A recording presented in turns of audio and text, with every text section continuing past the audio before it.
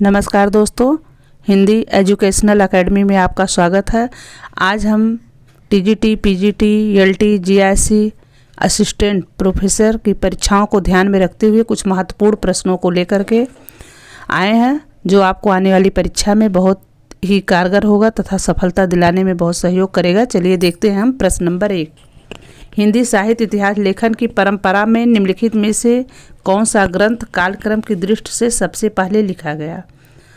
तो इसका right answer होगा B, modern vernacular literature of Hindustan. प्रश्न नंबर 2। हिंदी साहित्य का अतीत के लेखक हैं विश्वनाथ प्रसाद मिश्र। इसका राइट आंसर होगा डी। अब हम देखते हैं प्रश्न नंबर 3। करक शब्द रचना संबंधी असंगत युग पूछ रहा है। तो अलमारी पुर्तगाली है, लालटेन अंग्रेजी है, अजायब यहाँ संकर होना चाहिए, ऑप्शन फारसी। तो ये जो है इसका असंगत युग्म जो है ये अजायब। प्रश्न नंबर सी। हम देखते हैं प्रश्न नंबर 4। पृथ्वीराज रासो को सर्वथा अप्रमाणिक ग्रंथ मानने वाले विद्वान हैं आचार्य रामचंद्र शुक्ल। प्रश्न नंबर 5। एक कथन है, आध्यात्मिक रंग के चश्मे आजकल बहुत सस्ते हो गए हैं। उन्हें चढ़ाकर जैसे लोगों ने गीत गोविंद के पदों को आध्यात्मिक संकेत बताया है, वैसे ही विद्यापति के इन पदों को भी उपर्युक्त कथन है। कथन पूछ रहा है कि ये कथन कौन कह रहा है? तो ये कथन जो है रामचंद्र शुक्ल का है। इसका राइट आंसर होगा डी। प्रश्न नंबर 6। नंददास के कृत मंजरी, नंददास के कृत जो रसमंजरी है इनमें से किससे प्रभावित है पूछ रहा है। तो नंददास की रसमंजरी जो है वो भानुदत्त कृत रसमंजरी से प्रभावित है। इसका राइट आंसर होगा बी। प्रश्न नंबर 7।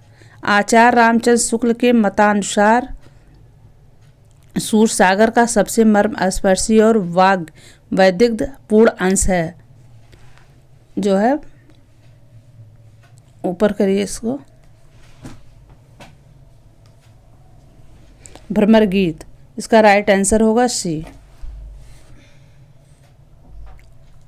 प्रश्न 8। आजकाल के कौन से कवि फारसी के बहुत अच्छे ग्रंथकार और अपने समय के नामी कवि थे? तो इसका राइट आंसर होगा डी, अमीर खुसरो। अब प्रश्न नंबर 9। गणपत चंद्र गुप्त के अनुसार हिंदी के प्रथम कवि जो है शालभद्र सूर्य होगा। एक गलत लिखा गया।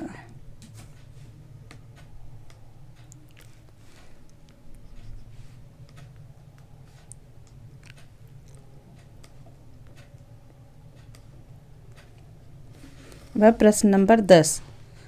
आजकाल को प्रारंभिक काल किसने कहा? तो आजकाल को प्रारंभिक काल गणपत चंद्र गुप्त ने कहा है। इसका राइट आंसर होगा सी। अब हम देखते हैं प्रश्न नंबर 11।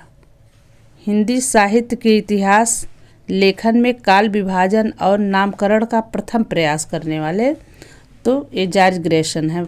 राइट आंसर होगा ए। अब है प्रश्न नंबर 12। सु उपसर्ग नहीं है पूछ रहा, किसमें सु उपसर्ग नहीं है? तो विमुख, इसमें सु उपसर्ग नहीं है। प्रश्न नंबर 13। निम्नलिखित में अलंकार निरूपक ग्रंथ है ललित ललाम। प्रश्न नंबर 14। आचार्य केशव ने कवि शिक्षा हेतु किस ग्रंथ की रचना की थी? तो कवि प्रिया की रचना की थी। इसका राइट आंसर होगा बी। अब हम देखते हैं प्रश्न नंबर 15। करा प्रत्यय संबंधी असंगत युग, तो इसमें जो है असंगत युग जो है कनी, ये अनी होगा।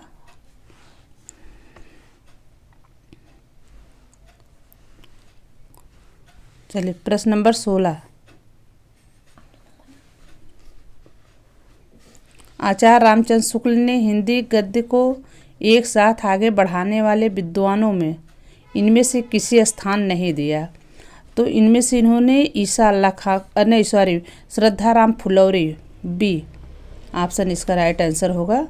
अब है प्रश्न नंबर 17। आग बबूला में शब्द है, तो आग बबूला जो है ये यौगिक शब्द है। राइट आंसर होगा ए। प्रश्न नंबर 18। निम्नलिखित कृतियों में से जगदीश चंद्र माथुर की नाट्य कृति है कोणार्क, तो राइट आंसर होगा डी। अब है प्रश्न नंबर 19, बकलम खुद निबंध संग्रह के रचनाकार हैं नामवर सिंह, इसका राइट आंसर होगा डी।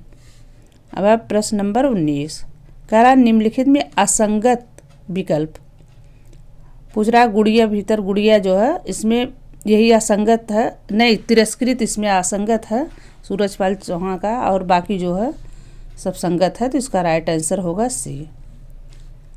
अगला है प्रश्न नंबर 20, निम्नलिखित में मनोविश्लेषणवादी उपन्यासकार नहीं है, पूछ रहा नहीं है, तो मनमथ नाथ गुप्त जो है ये मनोविश्लेषणवादी उपन्यासकार नहीं है, इसका राइट आंसर होगा बी।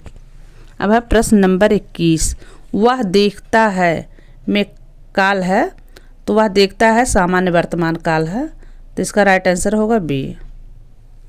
प्रश्न नंबर 22, बागवा आया गुलिस्ता में कि सयाद आया, जो कोई आया मेरी जान को जल्लाद आया, भारतेंदु हरिश्चंद्र ने अपने किस निबंध में लिखा है, तो इसको इन्होंने बादशाह दर्पण में लिखा है, इसका राइट आंसर होगा ए।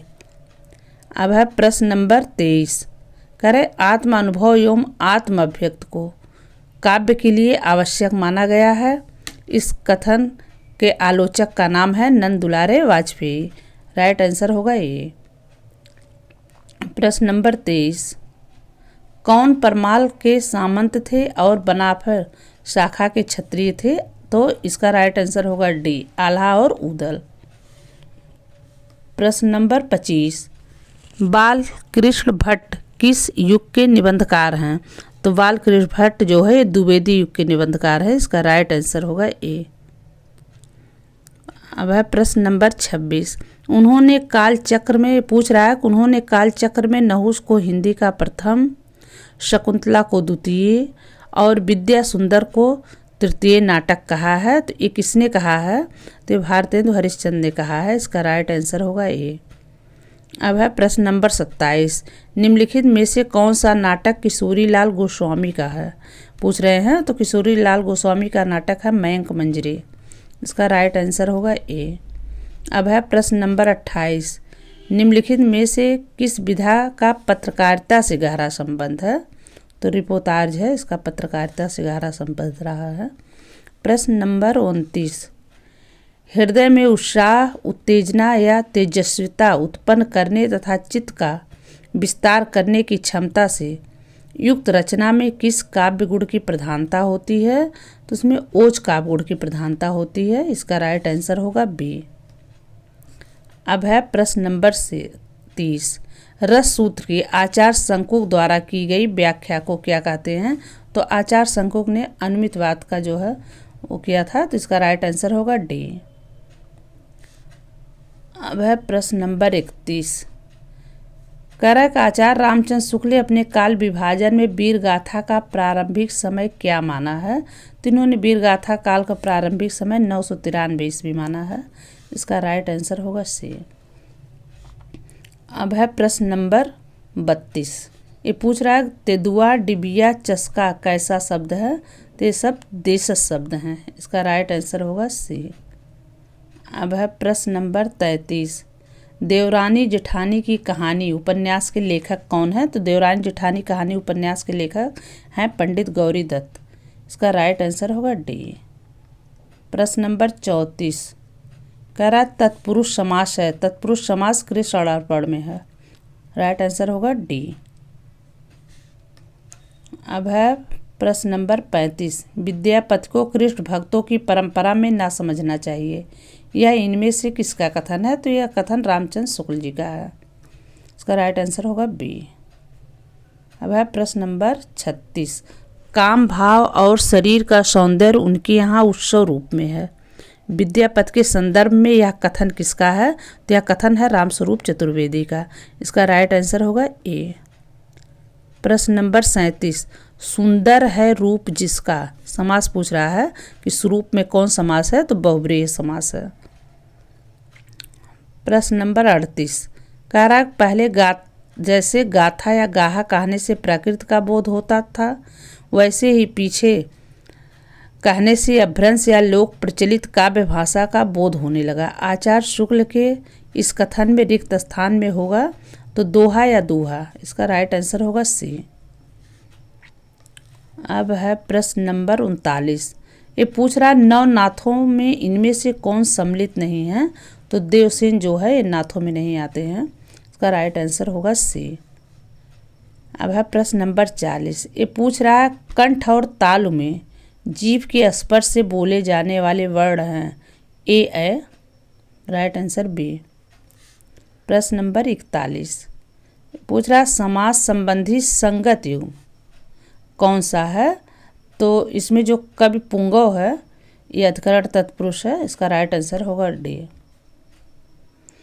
प्रश्न नंबर 42। अपने पौरों से हताश जात के लिए भगवान की शक्ति और करुणा की ओर ध्यान ले जाने के अतिरिक्त दूसरा मार्ग ही क्या था, यह कथन किसका है, तो यह कथन है रामचंद्र शुक्ल का, इसका राइट आंसर होगा ए।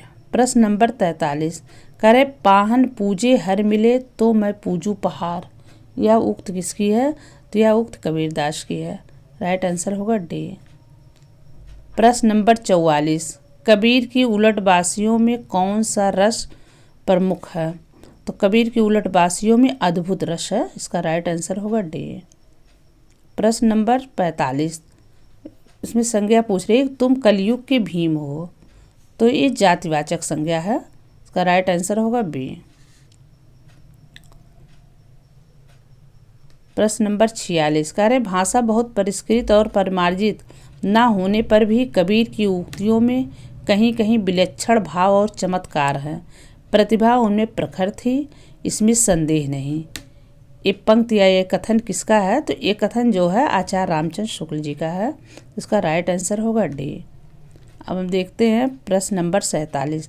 करा हिंदी साहित्य का सर्वश्रेष्ठ विरह वर्णन, नागमती का विरह वर्णन किस ग्रंथ में संकलित है, तो पद्मावत में संकलित है, इसका राइट आंसर होगा ये। प्रश्न नंबर 48। करा वह कौन सा मनुष्य है जिसने महाप्रतापी राजा भोज का नाम ना सुना हो, वाक्य का प्रकार, तो ये मिश्र वाक्य है, इसका राइट आंसर होगा बी। अब हम देखते हैं प्रश्न नंबर 49। कह रहा मुल्ला दाऊद की भाषा है, तो मुल्ला दाऊद की भाषा ठेठ अवधी है, इसका राइट आंसर होगा डी। अब हम देखते हैं प्रश्न नंबर 50। ये कह रहा है कि सूर्योदय का संधि विच्छेद है, तो सूर्य धन उदय, यानी डी जो है सही है। अब हम अंतिम क्वेश्चन देखते हैं। एक पूछ रहा है कि सूफी काव्यधारा के पहले कवि हैं, तो किसी के अनुसार नहीं पूछा जा रहा है, इसमें सम्मान मत पूछा जा रहा है, तो सूफी काव्यधारा के पहले कवि जो हैं वो मुल्ला दाऊद हैं, तो इसका राइट आंसर होगा भी। नमस्कार दोस्तों, बस आज इतना ही, फिर मिलते हैं अगले प्रश्न श्रृंखला में।